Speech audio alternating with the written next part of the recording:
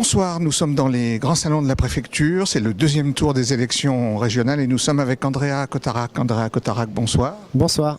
Alors Andrea Cotarac, d'abord un mot de réaction sur le résultat final, puisque Jean-Jacques Karan est battu.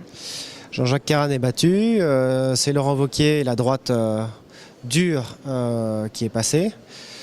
On peut aussi avoir un mot sur un contexte global au niveau... Je vais vous poser les questions.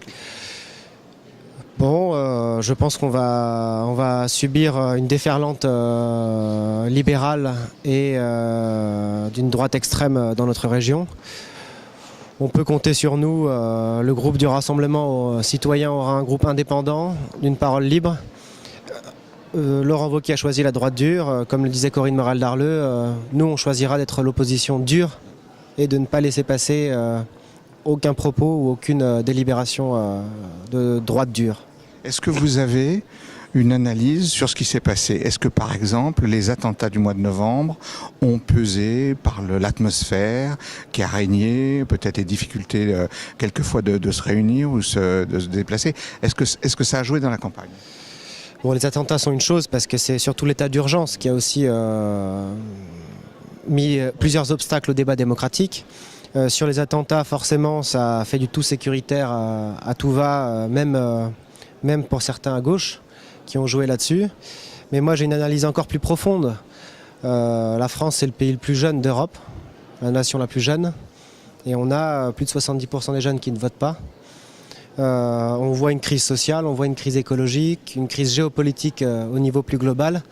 Et moi, tout me donne l'impression et l'analyse qu'il faut aujourd'hui tout reconstruire, tout recomposer, tout repenser et avoir une analyse juste et très fine sur ce qui se passe dans notre pays aujourd'hui.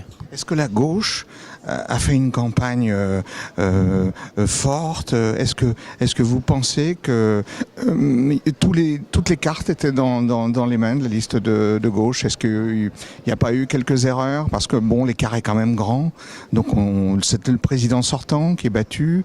Vous aviez fait l'union de toutes les gauches, très large, au deuxième tour. Qu'est-ce qui a pu se passer? Écoutez, nous, on a fait l'union pour battre la droite. On n'a pas fait l'union sur un programme clair avec le Parti Socialiste. Nous avions le nôtre qui avait été fait avec les citoyens.